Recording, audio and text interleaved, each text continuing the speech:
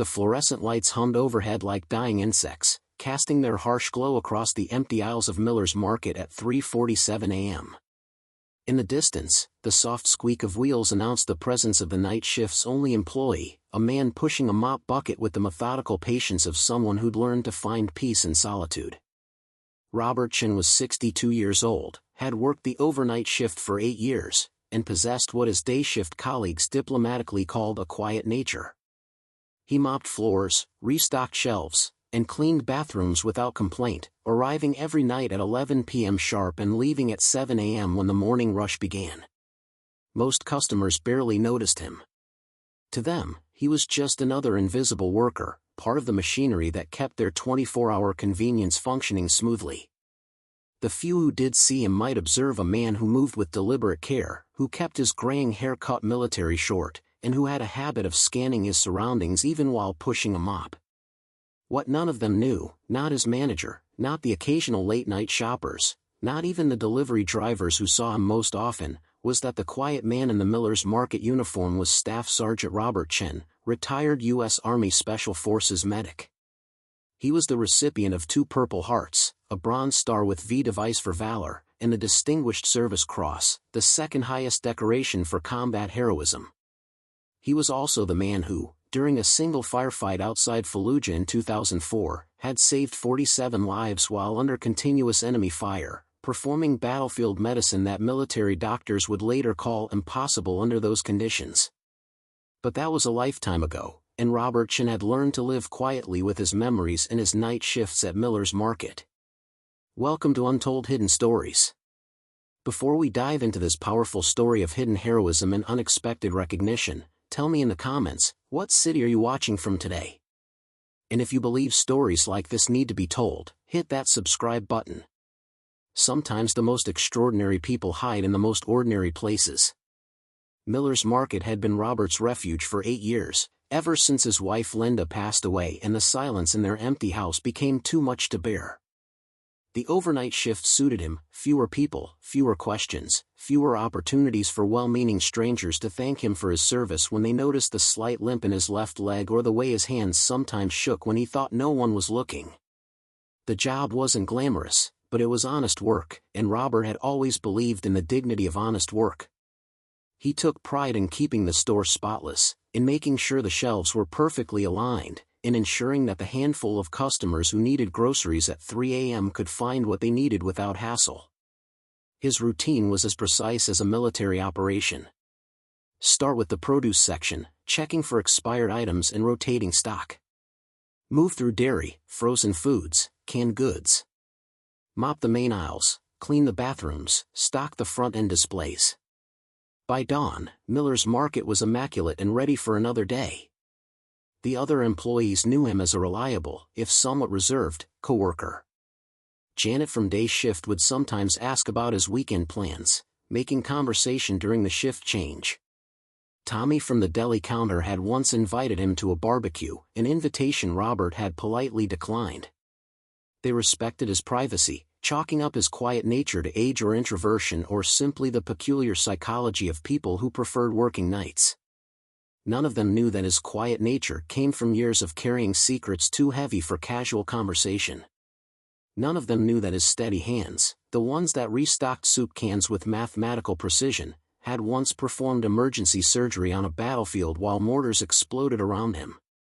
The closest anyone had come to discovering his past was when Miguel, a college student who worked part-time weekends, had noticed a small tattoo on Robert's forearm, a medical symbol partially visible beneath his rolled-up sleeve.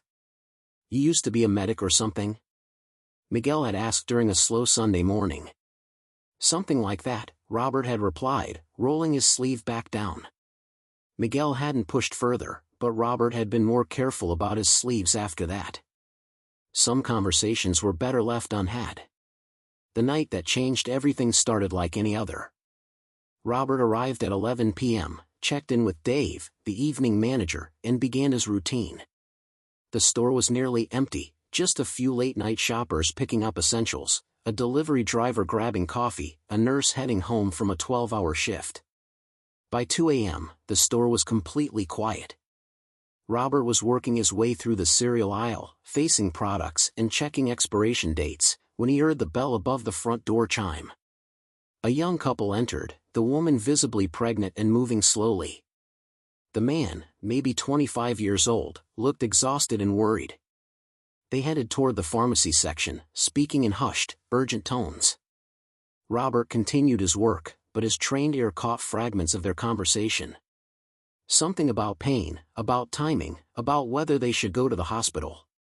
Maybe we should just go home, the woman was saying. These things can take hours. But what if, the man started. That's when the woman suddenly gripped her partner's arm, her face contorting in pain. She leaned heavily against a display of vitamins, breathing hard. That was different, she said when the contraction passed. That one was stronger. Robert had stopped pretending not to listen. 20 years of emergency medical training had taught him to recognize the signs, and everything he was observing, the timing, the intensity, the way the woman was moving, suggested this baby wasn't going to wait for a hospital. The man was pulling out his phone. "I'm calling 911. No signal," he said, panic creeping into his voice. "Why is there no signal?" Robert knew why. Miller's Market sat in one of those dead zones that plagued older buildings, where thick walls and poor tower placement created communication blackouts. He'd discovered it his first week on the job. "The landline," the man said, looking around frantically. "Where's the phone?" That's when the woman's water broke. She looked down at the puddle forming around her feet, then up at her partner with wide, frightened eyes. I think it's happening. Right now." Robert made a decision that would reveal everything he'd spent 8 years keeping hidden. He approached the couple, his demeanor shifting from quiet janitor to confident medical professional in the span of a few steps. "Ma'am," he said, his voice calm and authoritative, "I need you to listen to me carefully. My name is Robert, I have medical training, and I'm going to help you through this." The man looked up from his phone, relief and suspicion warring on his face. "Are you a doctor?" "I'm someone who knows what to do," Robert replied. "Right now, that's what matters. What's your name?" "Sarah," the woman managed between contractions. "Sarah Martinez." "Okay, Sarah. And you?" He looked at the man. Tom Martinez." Will the baby be okay?" Robert was already assessing Sarah's condition with the practiced eye of someone who'd performed triage under impossible circumstances. Her contractions were coming fast and hard, maybe 2 minutes apart. The baby was coming whether they were ready or not. "We need to get you somewhere more comfortable," Robert told Sarah. "Can you walk?" She nodded, and Robert guided them toward the employee break room in the back of the store. It wasn't sterile, but it was private and had a couch where Sarah could lie down. "Tom, I need you to go to aisle 7 and get the largest pack of clean towels you can find. Also grab a few bottles of water from the cooler. Move fast." "Should I keep trying to call 911? "Yes, but don't leave your wife. The most important thing right now is staying calm and helping me help her." As Tom rushed off, Robert knelt beside Sarah, who was gripping the couch cushions through another contraction. "Sarah, I need to ask you some questions. Is this your first baby?" "Yes," she gasped. "Any complications during pregnancy? High blood pressure, diabetes, anything the doctors were worried about?" "No, nothing. Everything's been normal." Robert nodded, his mind automatically running through protocols he hadn't used in years but had never forgotten. Sarah's contractions were intense and close together, but her vital signs seemed stable. The baby was coming fast, but that didn't necessarily mean there would be complications. Tom returned with the towels and water, his hands shaking as he set them down. "Okay," Robert said, washing his hands with the bottled water. "Sarah, I need to check how far along you are." "Tom, hold her hand and help her breathe through the contractions." What Robert saw when he examined Sarah confirmed what his experience had already told him: this baby was coming in minutes, not hours. "Sarah, you're fully dilated. Your baby is going to be born very soon." "Here?" Tom's voice cracked. In a grocery store? Here, Robert confirmed. And that's okay. Babies have been born in worse places, and I've delivered them in worse conditions. We can do this. Over the next 20 minutes, Robert guided Sarah and Tom through a delivery that would have tested the skills of any obstetrician. He coached Sarah's breathing, monitored the baby's position, and prepared for potential complications with the calm efficiency of someone who'd learned to save lives under pressure. When baby Elena Martinez entered the world at 3:42 a.m. in the break room of Miller's Market, she was healthy, crying, and perfect. Robert cleared her airway, checked her reflexes, and wrapped her in clean towels while Sarah cried with relief and Tom stared in amazement. She's beautiful, Robert said, placing the baby in Sarah's arms. 10 fingers, 10 toes, strong lungs. You did incredible, Sarah. It was only then, as the immediate crisis passed and the adrenaline began to fade, that Tom and Sarah really looked at the man who had just delivered their daughter. You're the janitor, Tom said, not with dismissal but with wonder. Where did you learn to do this? Robert was cleaning up, already starting to withdraw back into his quiet shell. I picked up some medical training over the years. Some training? Sarah laughed, exhausted but amazed. You just delivered a baby like you've done it 1,000 times. Not quite 1,000, Robert said with a small smile. That's when the paramedics finally arrived, having been called by a customer who'd managed to get a signal in the parking lot. They rushed in expecting to find chaos and instead discovered a textbook delivery, a healthy baby, a recovering mother, and evidence of medical care that exceeded what most emergency responders could have provided.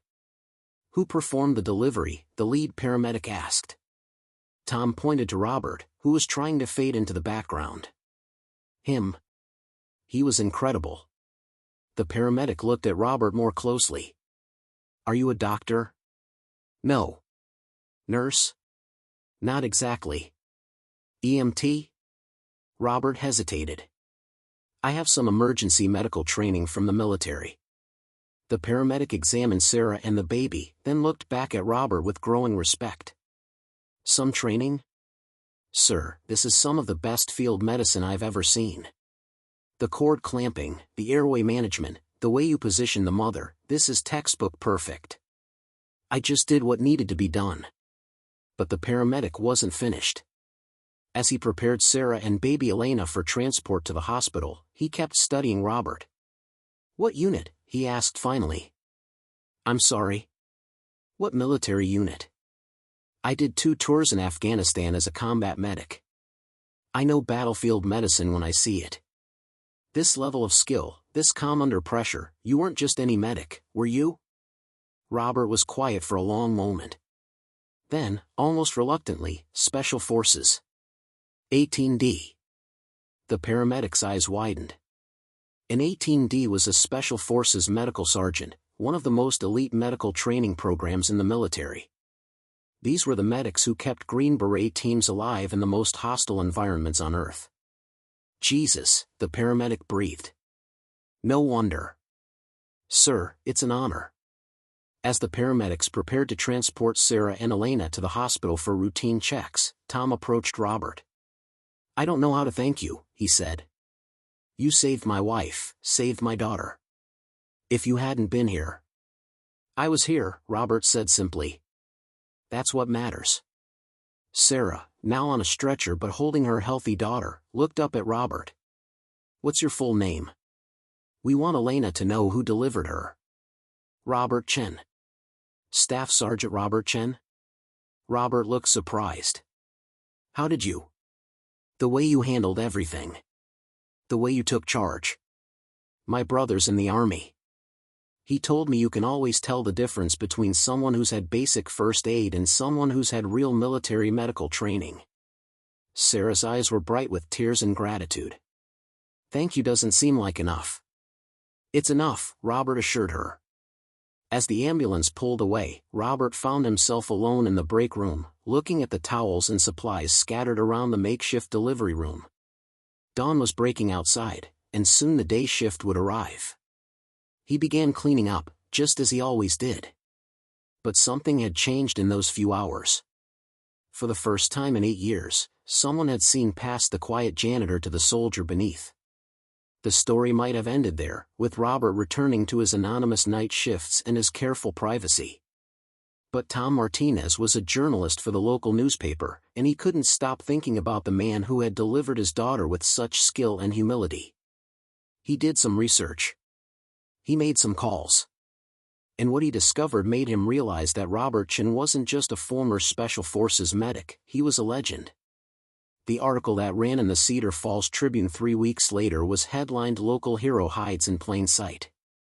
It told the story of Staff Sergeant Robert Chen, who had served 3 tours in Iraq and Afghanistan, who had been part of some of the most dangerous special operations missions of the early 2000s, and who had, during a single engagement outside Fallujah in 2004, saved 47 lives while under continuous enemy fire.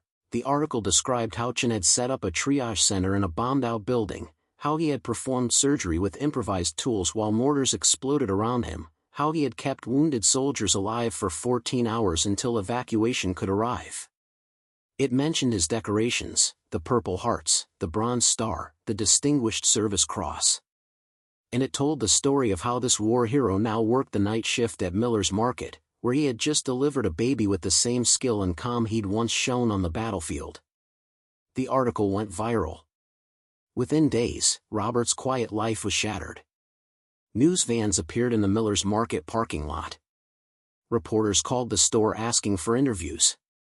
Veterans organizations reached out, wanting to honor him at ceremonies he had no interest in attending. The customers who had barely noticed him for 8 years suddenly saw him differently.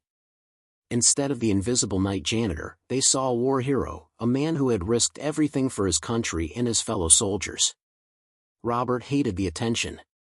He had deliberately chosen anonymity, had built his life around avoiding exactly this kind of recognition. The Miller's Market uniform had been his camouflage, protecting him from the questions and the gratitude and the complicated emotions that came with being called a hero. But there was one moment that made all the unwanted attention worth it. 2 months after Elena Martinez was born, her parents brought her to the store during Robert's shift. Elena was healthy, beautiful, and growing fast. Tom and Sarah had wanted Robert to see her again, to know that his actions that night had lasting meaning. "She wouldn't be here without you," Sarah said, holding Elena so Robert could see her tiny face. "We wanted you to know that every day of her life, every smile, every first word, every step she takes, all of that exists because of what you did." Robert looked down at baby Elena, who gazed back at him with dark, curious eyes. For a moment, the fluorescent lights of Miller's Market seemed less harsh, the empty aisles less lonely. "She would have been born anyway," Robert said quietly. "You're stronger than you think." "Maybe," Tom said. "But not safely. Not without complications. Not without someone who knew exactly what to do and how to do it." He paused. "We read the article. We know what you did in the war. But what you did for us that night, that was just as heroic." After they left, Robert continued his shift, mopping floors and restocking shelves as he always had. But something fundamental had changed. The article had stripped away his anonymity, but it had also reminded him of something he'd forgotten during 8 years of night shifts and solitude. His skills mattered, his experience had value, and sometimes being seen, really seen, wasn't the worst thing in the world. The attention eventually faded, as media attention always does. The news vans moved on to other stories, the reporters found other heroes to profile. But the community's awareness of Robert Chen remained. Now, when late-night customers encountered him restocking the pharmacy section, they sometimes stopped to chat. They asked about his military service, shared their own family's military stories, thanked him not just for his war service but for being someone they could count on in their neighborhood, even at 3 a.m. Miller's Market put up a small sign by the employee break room. "Baby Elena Martinez was safely delivered in this room on March 15 by our employee Robert Chen, U.S. Army Special Forces, retired. We're proud to have heroes on our team." Robert initially asked them to take the sign down. But gradually, he came to appreciate it. Not because it celebrated him, but because it celebrated the idea that heroes can be found anywhere, behind cash registers, pushing mop buckets, working the jobs that keep communities running.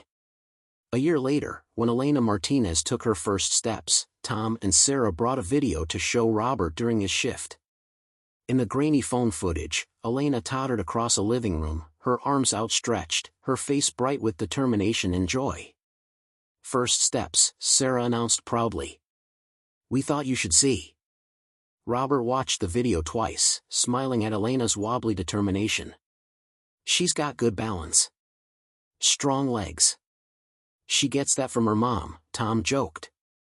"But the stubborn determination to keep going no matter what, I think she might have gotten that from someone else." As they prepared to leave, Sarah turned back to Robert.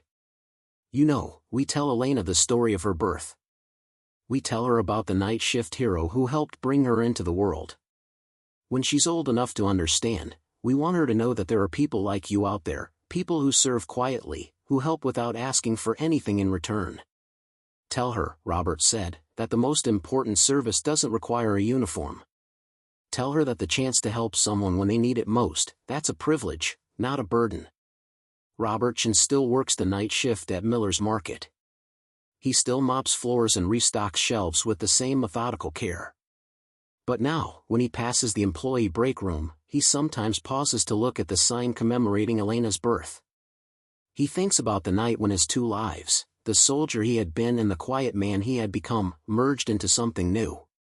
He thinks about 47 lives saved on a battlefield in Iraq and one life safely delivered in a grocery store in Cedar Falls, and he realizes that both were part of the same mission: being present when someone needed help, having the skills to make a difference, and being willing to act when action was required. The fluorescent lights still hum overhead, casting their harsh glow across the empty aisles. But the solitude feels different now, not like hiding, but like waiting. Waiting for the next person who might need help, the next crisis where quiet competence could make all the difference. Sometimes customers ask him if he misses the excitement of military service, if the grocery store feels boring after the intensity of special operations. Robert always gives the same answer: every job has its moments. The important thing is being ready when those moments come. He's ready. He's always ready. And in a world that often overlooks the quiet heroes working night shifts and early mornings, that readiness, that dedication to service in whatever form it takes, is exactly what makes Robert Chen extraordinary. Staff Sergeant Robert Chen served his country with honor on the battlefields of Iraq and Afghanistan. But his service didn't end when he hung up his uniform.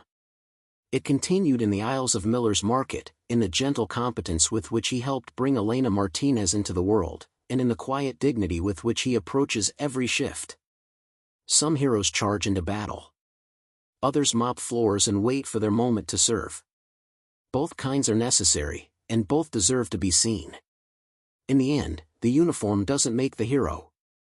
The hero makes the uniform, whether it's Army green or Miller's Market blue, a symbol of service, competence, and the unshakable belief that everyone deserves help when they need it most. And sometimes, at 3:42 a.m. in a grocery store break room, that help arrives in the form of a quiet man with steady hands and a lifetime of experience in making the impossible possible. The night shift continues. The hero remains ready. And somewhere in Cedar Falls, a little girl takes her first steps, unaware that her very first breath was drawn because a grocery store janitor was also one of the finest medics the U.S. Army had ever trained. That's the thing about heroes: they're everywhere, if you know how to look.